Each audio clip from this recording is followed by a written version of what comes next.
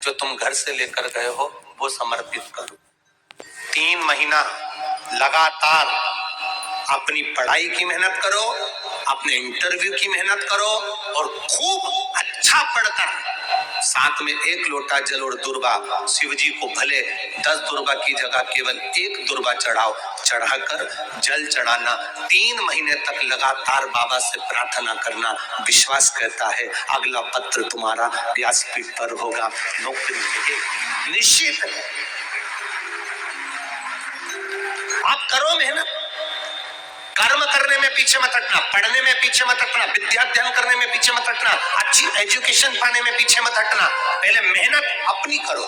पूर्व में जो इंटरव्यू दिए हैं उसमें जितनी कमी रह गई अगली कमी को पूर्ण करने के लिए अच्छी मेहनत करो, खूब पढ़ो, खूब अच्छे से विद्या अध्ययन और फिर बाबा पर समर्पित होकर जाओ, बाबा पर विश्वास कर जाओ, भरोसा पूरा कर जाना। इंटरव्यू देते समय अपना विल पावर मजबूत होना चाहिए कि मेरे साथ मेरा काल अधिपति महाकाल है, अब निकल कर मानो।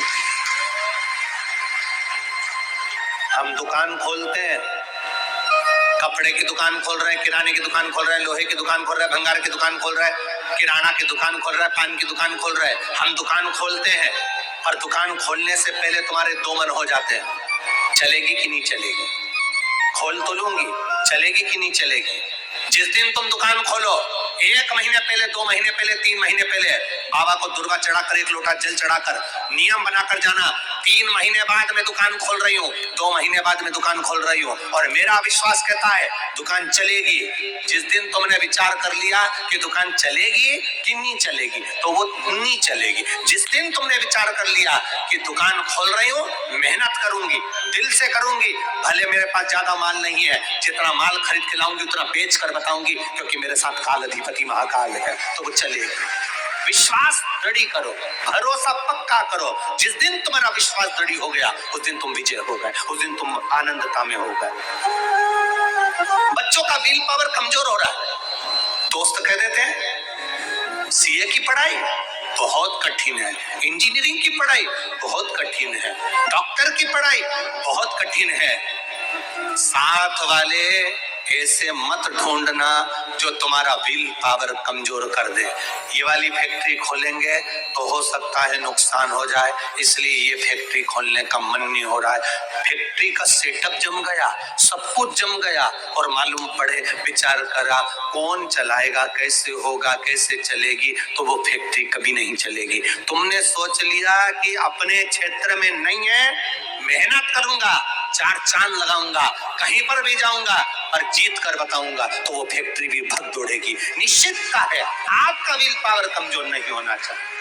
आप सबको फिर निवेदन करेंगे, रोग, बीमारी, तकलीफ, कष्ट या फिर कहीं रुपया पैसा अटक गया हो, नहीं निकल रहा हो, किसी व्यक्ति से कोई काम करवाना है, वो काम नहीं कर रहा, कोई फाइल आगे नहीं बढ़ रही है, कोई कार्य अटक रहा है, तो एक जल के पात्र में जल भरकर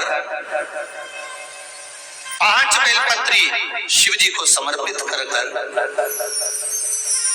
कुंदकेश्वर महादेव का नाम लेकर एक सफेद पुष्प बेलपत्री के ऊपर जो शिव जी को चढ़ाई है उस पर समर्पित कर जल जो लेकर गए हो, अपनी उस कामना को कर कि मेरा ये कार्य अटक रहा है, ये कार्य नहीं हो रहा, कुंदकेश्वर महादेव का नाम लेकर धीरे धीरे जल की धार चढ़ाइए। और एक बात हमेशा याद रखना, फिर निवेदन कर रहे हैं, अच्छे से समझ लेना, शंकर जी पर जब जल चढ़ता है, शिव जी का जब अभिषेक होता है, शंकर जी पर जब जल चढ़ाया जाता है, दूध चढ़ाओ, जल चढ़ाओ, कुछ भी चढ़ाओ, पर एक बात का स्मरण अपने जीवन में होना कि इतने ऊपर से मत चढ़ाना कि जल चढ़े और छींटे आपके ऊपर।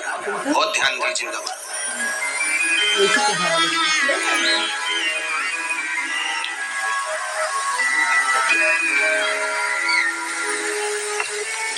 यहाँ तक वर्णन करा गया है कि शंकर जी का जल चढ़ा हुआ जहां से बहकर जाता है ना, उसको लांगा तक नहीं जाता।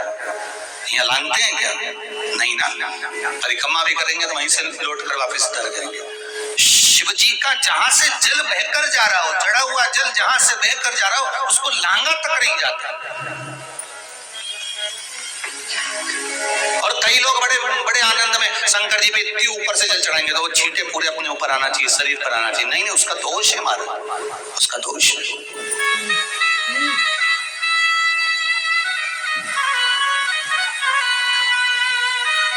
शिव जी को अगर आप जल चढ़ा रहे हो, जैसे आप भगवान को अगर जल चढ़ाओ, दूध चढ़ाओ, तो मान लो अगर जैसे एक सरल भाषा में समझ लो और अच्छे से कि जैसे ये शिवलिंग है शंकर जी का, ये शिवलिंग है और आप जल चढ़ा रहे हो तो इतनी ऊपर से छोड़ोगे तो पानी का छींटा तो अपने ऊपर आएगा, पर वही जल, वही दूध, वही सामग्री आप शिवलिंग से थोड़ी सी दूरी बनाकर अगर आप समर्पित करेंगे तो बाबा उसको स्वीकार भी करता है और आनंद की अनुभूति भी होती है, कार्य में सिद्धता भी आती है, कार्य में उसकी सिद्धता। तुम तो ऊपर से छोड़ रहे हो जिससे वो पानी तुम्हारे ऊपर ही आए, तो वो एक अलग प्रसंग है, बोलिए एक अलग विषय।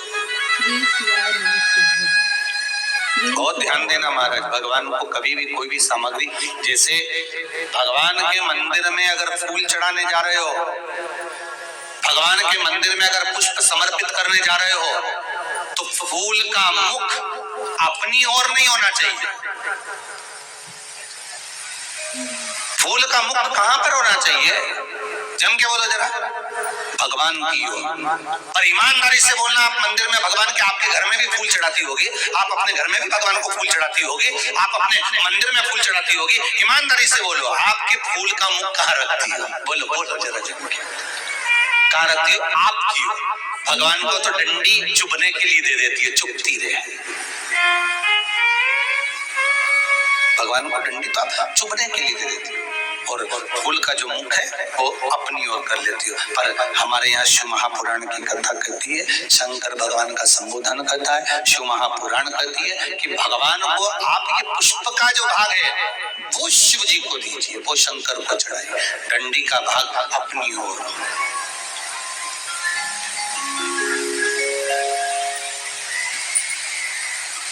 पर हम लोग तो उल्टे चलते हैं ना, आदत तो हमारी उल्टी है, डंडी शंकर जी की ओर, फूल का मुंह हमारी, हमको अच्छा लगना चाहिए।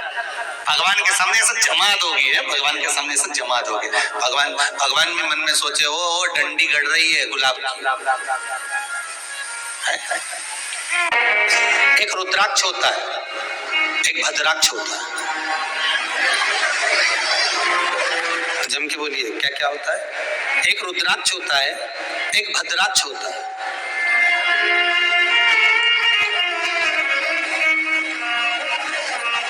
दोनों में एक अंतर होता है,